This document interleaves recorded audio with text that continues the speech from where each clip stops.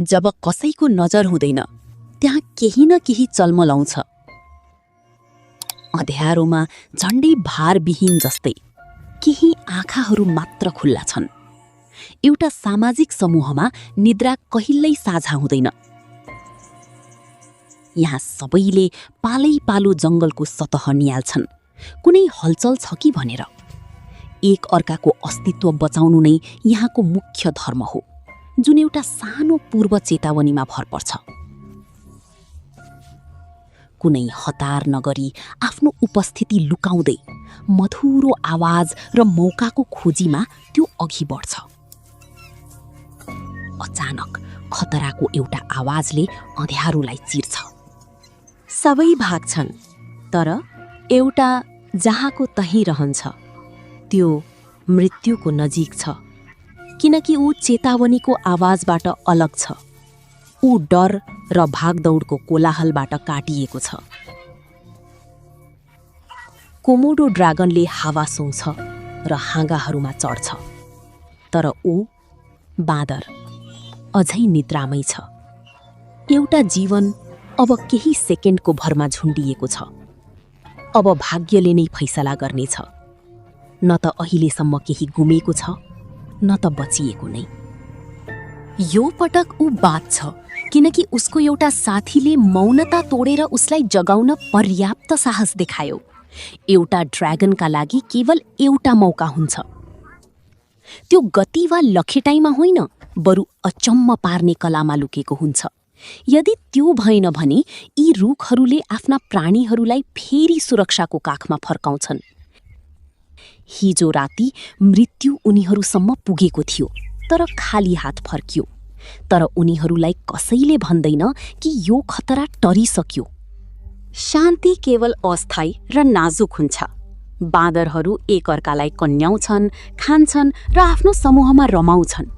खतरा बिस्तारै बिर्सिन्छ, तर त्यो फेरि शान्त र सुस्त गतिमा फर्किन्छ, किनकि एउटा कोमोडो ड्र्यागनले बाटो बिर्सिदैन। उसले गन्ध, बाटो र शिकार गर्ने ठाउँहरूको नक्सा मनमै कोरेको हुन्छ। एक पलका लागि सबै कुरा शान्त देखिन्छ। दुईवटा संसार फेरि अलग हुन्छन्, तर केवल दूरीले मात्र। त्यो सुन्न नसक्ने बाँदर एक्लै खाँदैछ, एक्लो र असुरक्षित। फेरि खतराको सङ्केत गुन्जिन्छ। एक शरीरबाट अर्को शरीरसम्म डर फैलिन थाल्छ। खतराले उनीहरूलाई जड बनाउँछ र उनीहरू एकअर्काको डरलाई पछ्याउँछन्। बाँदरहरूका लागि जीवन सामूहिक हुन्छ। एउटा गलत सङ्केत, एउटा गल्ती वा एउटा हराएको आवाजले सबैको भाग्य बदल्न सक्छ। धेरै लक्ष्यहरू, धेरै हलचल, फेरि पनि शिकारीको हात खाली रहन्छ। जङ्गलमा कुनै रिसेट बटन हुँदैन, केवल परिणामहरू बीचका केही पलका विश्रामहरू मात्र हुन्छन्। उनीहरू चतुर छन्, भुइँदेखि रुखका टुप्पाहरूसम्म सतर्क छन्, तर कहिल्यै पूर्ण सुरक्षित छैनन्। र हरेक समूहमा सधैँ कोही न कोही यस्तो हुन्छ जो समयको लयभन्दा अलि पछि परेको हुन्छ। दैनिकीले फेरि सुरक्षाको एउटा भ्रम पैदा गर्छ। खाना खोज्ने धुनमा मग्न उसले जङ्गलको बदलिदो लय सुन्न सक्दैन। उसले चाल पाउँदैन कि के हुँदैछ। शिकारीले सम्झन्छ कि उसले कहाँ मौका पाएको थियो, र धैर्यताले नै असफलतालाई अर्को प्रयासमा बदल्छ। प्रकृतिले दुई पटक चेतावनी दिँदैन, यसले केवल मौका दिन्छ। दूरी बिस्तारै मेटिन थाल्छ, पाइला पाइलामा। यहाँ सुन्नु त्यति आवश्यक लाग्दैन। फल नजिकै छ, हातहरूलाई के गर्ने थाहा छ। संसार सरल लाग्छ, तर खतरा आउनका लागि आवाजको जरुरत पर्दैन। त्यो फर्किएको छ।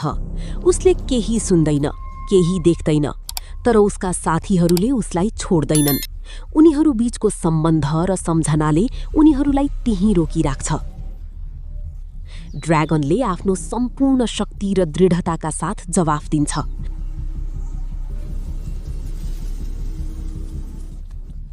सङ्घर्ष बढ्छ, रगत बग्छ र बाँच्ने आशा कमजोर हुँदै जान्छ। समूहको एउटा साथीले चक्र तोडेर अघि बढ्छ। लड्नका लागि त होइन, तर उसलाई तान्नका लागि। उसले ड्र्यागनको विरुद्ध र अवश्यम्भावी अन्त्यको विरुद्ध बल लगाउँछ। एक पलका लागि प्रेम र सम्बन्धले मृत्युलाई चुनौती दिन्छ, एउटा शरीर अपनत्व र अन्त्यको बीचमा, र त्यसको बीचमा त्यो सुन्न नसक्ने बाँदर जसले संसार भत्किएको आवाज सुन्न सकेन। सामान्यतया ड्रागनले धैर्यता राख्न सक्छ, एउटा टोकाइ, एउटा सुस्त अन्त्य, र त्यसपछि ऊ आफ्नो शिकार दावी गर्न फर्किन्छ। तर यहाँ यदि उसले छोड्यो भने जङ्गलले त्यो चिज फिर्ता लैजान सक्छ जसमा उसले निशाना लगाइसकेको छ। अब केवल भोकको अन्तिम खेल बाँकी छ। जङ्गलमा शोक मनाउने कुनै संस्कार हुँदैन, जो कहिल्यै उनीहरूकै एउटा हिस्सा थियो, अब त्यो भुइँको कठोर नियम बन्छ। वैज्ञानिक तथ्य। पूर्वी इन्डोनेसियाका सुक्खा पहाड र घामले डढेका घाँसे मैदानहरूमा कोमोडो ड्रागन पृथ्वीको सबैभन्दा ठूलो जीवित छेपारोको रूपमा राज गर्छ।